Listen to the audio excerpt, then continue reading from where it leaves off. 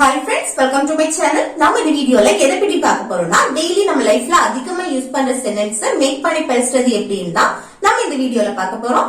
Okay friends, வீடியோக்குள்ள போறதுக்கு முன்னாடி நம்ம சேனல் ஃபர்ஸ்ட் டைம் பாக்குறீங்கன்னா சப்ஸ்கிரைப் பண்ணுங்க. இந்த வீடியோ உங்களுக்கு பிடிச்சிருந்தா லைக் பண்ணுங்க. ஓகே, இந்த வீடியோக்குள்ள போகலாம். ஓகே, இல்ல ஃபர்ஸ்ட் ஒன் பாருங்க.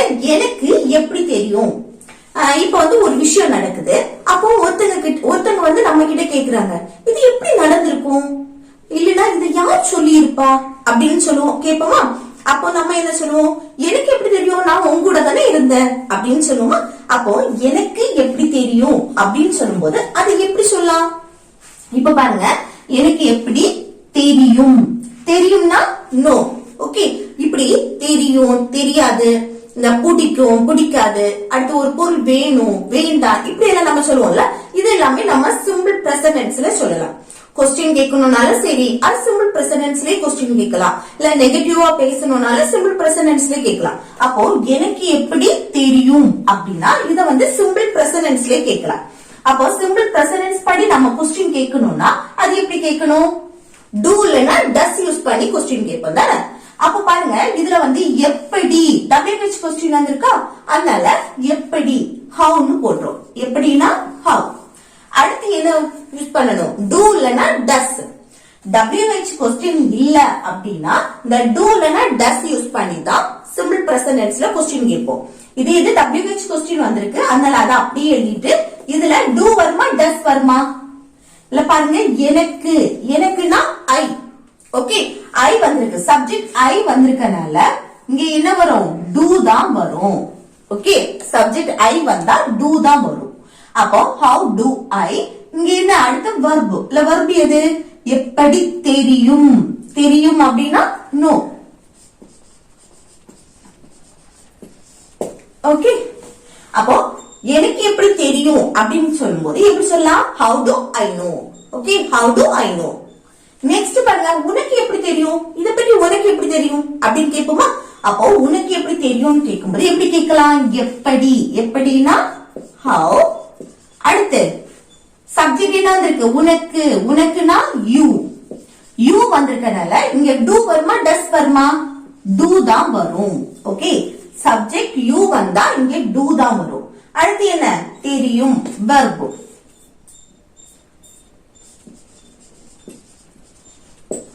ஓகே, ஃபர்ஸ்ட் WH கொஸ்டின், அடுத்து ஆக்ஸிலரி verb do இல்லனா does யூஸ் பண்ணுவோம். அடுத்து சப்ஜெக்ட், அடுத்து verb. ஓகே, அடுத்து ரிமைனிங் இருக்க வேர்ட்ஸ் எழுதணும். அடுத்து இருந்துச்சுனா. ஓகே, அப்ப உனக்கு எப்படி தெரியும் அப்படினா how do you know.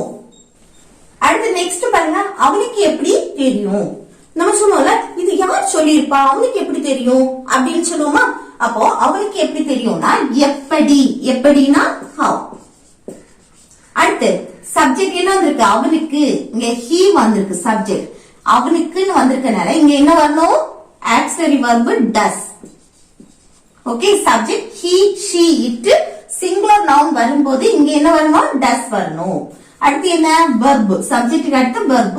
இல்ல verb என்ன? தெரியும். தெரியும்னா no. ஓகே, இங்க கேட்கலாம், இந்த சிம்பிள் பிரசன்ட் டென்ஸ்ல subject he, she, it singular நவுனுக்கு அடுத்து verb கூட நம்ம SO, ESO, ISO சேர்ப்போம் தானே. ஆனால் என்ன, இங்க பாருங்க does. இந்த ஆக்ஸிலரி verb does வந்தாலே இந்த verb கூட எதுவுமே சேர்க்க மாட்டோம். ஓகே, நல்லா ஞாபகம் வச்சுக்கோங்க. நம்ம சாதாரணமா பேசும்போது தான் இந்த சப்ஜெக்ட பொறுத்து இங்க verb கூட SO, ESO, ISO சேர்ப்போம்.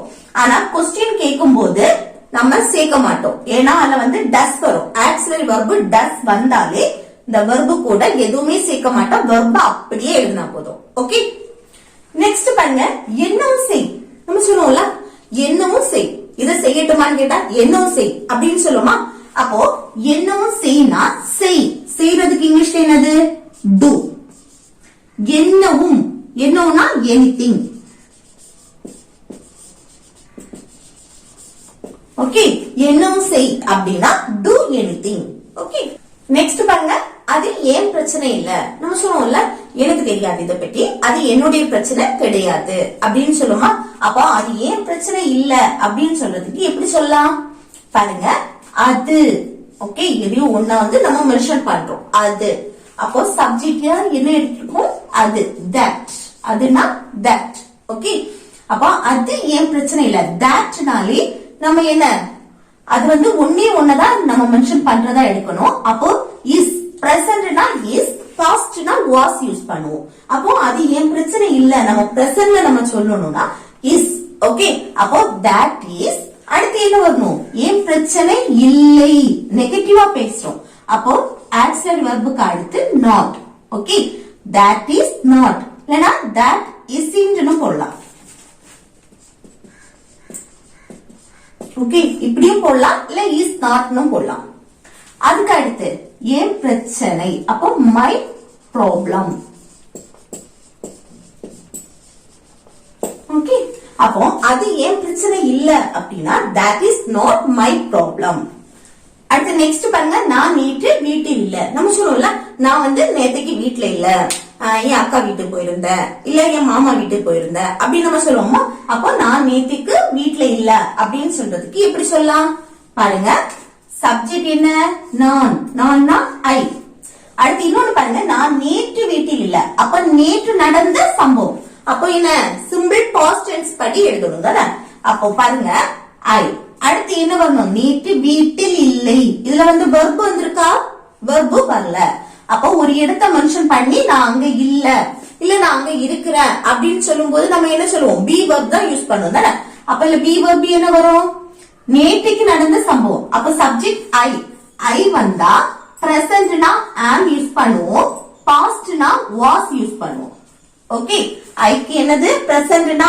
am பாஸ்ட்னா was இது என்னது பாஸ்ட் நேற்று நடந்த சம்பவம் அப்ப என்ன யூஸ் பண்ணணும் was தான் யூஸ் பண்ணணும் இப்ப I was அடுத்து நேற்று வீட்டில் இல்லை நெகட்டிவா பேசுறோம் இப்ப not ஓகே அடுத்து வீட்டில் அப்படின்னா ஒரு குறிப்பிட்ட இடத்தை நம்ம மென்ஷன் பண்ணும்போது அங்க நம்ம என்ன யூஸ் பண்ணுவோம் at home ஓகே இப்போ வீடு ஹாஸ்பிட்டல் பார்க் பஸ் ஸ்டாப் இப்படி எல்லாம் நம்ம சொல்லுவோம்ல அப்ப நம்ம at யூஸ் பண்ணுவோம் ஓகே at home இன்னைக்கு நேற்று yesterday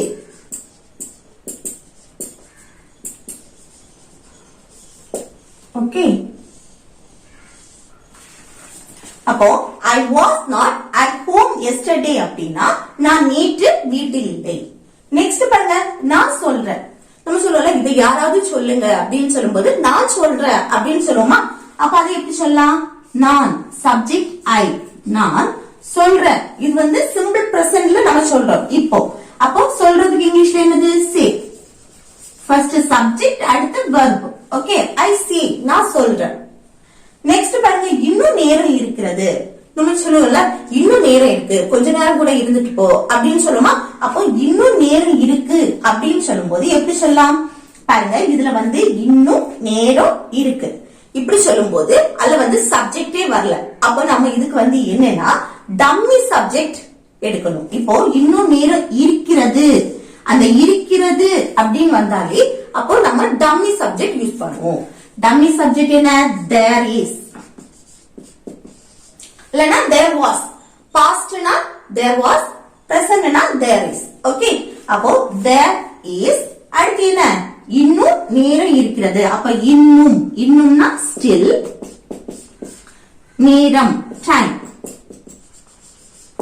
okay there is still time அப்படினா இன்னும் நேரம் இருக்கிறது there is still time okay next பாருங்க எல்லாம் சரியாயிடும் நம்ம சொல்லுவோம்ல கவலைப்படாத எல்லாமே சரியாயிடும் அப்படின்னு சொல்லுமா அப்ப எல்லாம் சரியாயிடும் அப்படின்னு சொல்றதுக்கு எப்படி சொல்லலாம் பாருங்க எல்லாம் சரியாயிடும் அது வந்து ஃபியூச்சரை மெயின் பண்ணி பேசுறோம் இன்னொன்னு என்னன்னா அதுல வந்து மெயின் வெர்ப் வரல உன்னோட நிலையை நம்ம சொல்றோம் அது சரியாயிடும் அப்படின்னு அப்போ நம்ம வந்து என்ன யூஸ் பண்ணுவோம் ஃபியூச்சரை மெயின் பண்ணும்போது அங்க மெயின் வெர்ப் வராத பட்சத்துல நம்ம பி வெர்ப் தான் யூஸ் பண்ணுவோம் அதுலயும் ஃபியூச்சரை மெயின் பண்ணும்போது என்ன யூஸ் பண்ணுவோம்னா will be ஓகே பாருங்க எல்லாம் சரியாயிடும் அப்ப சப்ஜெக்டா என்ன எடுத்திருக்கோம்னா everything எல்லாம்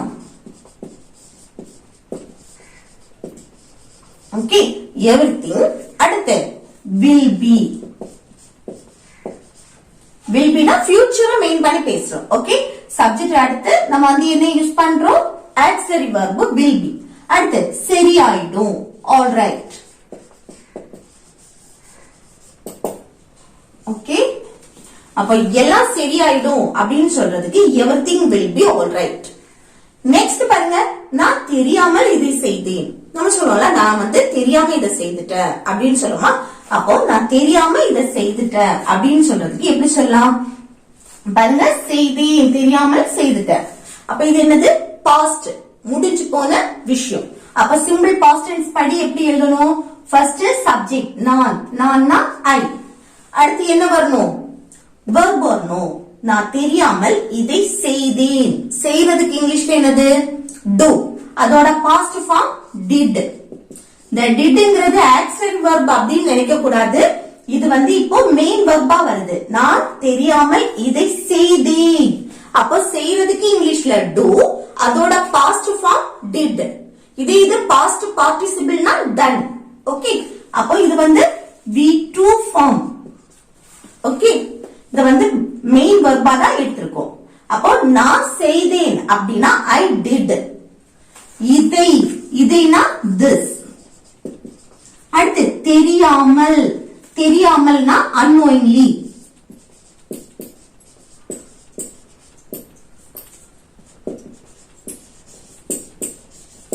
ஓகே, unknowingly, தெரியாமல். அப்போ நான் தெரியாமல் இதை செய்தேன் அப்படின்னா I did this unknowingly. Next பாருங்க, நீங்க போன தடவை வரல. நம்ம சொல்லுவோம்ல, நீங்க வந்து போன தடவை வரல, இப்படியே சொல்லி சொல்லி ஏமாத்திட்டு இருங்க அப்படின்னு சொல்லுவோமா. அப்போ போன தடவை, சென்ற முறை அப்படின்னு சொல்லுவோம். சென்ற முறை, அதுதான் போன தடவை அப்படின்னு. அப்போ நீங்க போன தடவை வரல அப்படின்னு சொல்றதுக்கு எப்படி சொல்லலாம், வரல பாஸ்ட்ல நடந்து முடிஞ்சிருச்சு. ஓகே, அப்ப இந்த சிம்பிள் பாஸ்ட் டென்ஸ் படி நம்ம எப்படி சொல்லணும், ஃபர்ஸ்ட் சப்ஜெக்ட் நீங்க, நீங்கன்னா யூ, அடுத்து என்ன வரணும், verb வரணும். verb வந்து V2 ஃபார்ம்ல இருக்கணும். நீங்க போன தடவை வரல. அப்போ வரல அப்படின்னா நெகட்டிவ்ல சொல்றோம். அப்ப நெகட்டிவ்ல சொல்லும் போது நம்ம என்ன சேர்க்கணும், நெகட்டிவ்க்கு சிம்பிள் பாஸ்ட் டென்ஸ் படி didn't இல்லனா did not. Okay, simple past டென்ஸ்ல நம்ம வந்து பாசிட்டிவா சொல்லும் போது நம்ம இங்க டிட்ங்கிறது என்னது, வெர்பா தான் எடுத்தோம். இல்ல வெர்ப வேற ஏதாவது வந்துன்னா இங்க வேற வரும். ஓகே, அப்ப இங்க வந்து நம்ம வந்து என்ன சேர்க்க மாட்டோம், didn't ஆக்சிலரி வெர்ப் சேர்க்க மாட்டோம். டிட்டோ டிட்டிண்டோ எதுவுமே சேர்க்க மாட்டோம். ஆனா நெகட்டிவா வரும்போது இங்க நம்ம didn'tங்கிற ஆக்சிலரி வெர்ப் சேர்ப்போம். ஓகே, இந்த didn't வந்து என்னது, ஆக்சிலரி வெர்ப். ஏன்னா இது வந்து சிம்பிள் பாஸ்ட் டென்ஸ்ல நெகட்டிவா பேசுறோம். சிம்பிள் பாஸ்ட் டென்ஸ்ல நெகட்டிவா பேசும்போது நம்ம ஆக்சிலரி வெர்ப் didn't சேர்ப்போம். ஓகே, क्वेश्चनா கேக்கும்போது did சேர்ப்போம். ஓகே, அப்போ you didn't come, நீங்க வரல, பாஸ்ட்ல நடந்தது. ஓகே, அப்ப நீங்க வரல அப்படின்னா you didn't come. அடுத்து போன தடவை, சென்ற முறை அப்படின்னா லாஸ்ட் டைம்.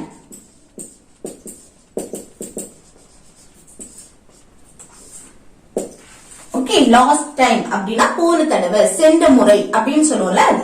அப்ப நீங்க போன தடவை வரல அப்படின்னா you didn't come last time.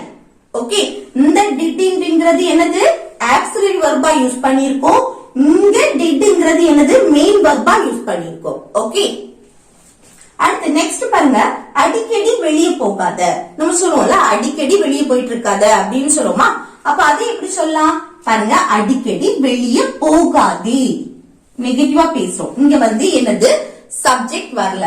அப்ப நம்ம இதை எப்படி எழுதலாம், போகாதே. அப்ப போகாத அப்படின்னு நெகட்டிவா பேசுறோம். அதுக்கு don't go. Okay, don't go அப்படின்னா போகாத. இங்க வெளியே, வெளியேனா out, அடிக்கடி often.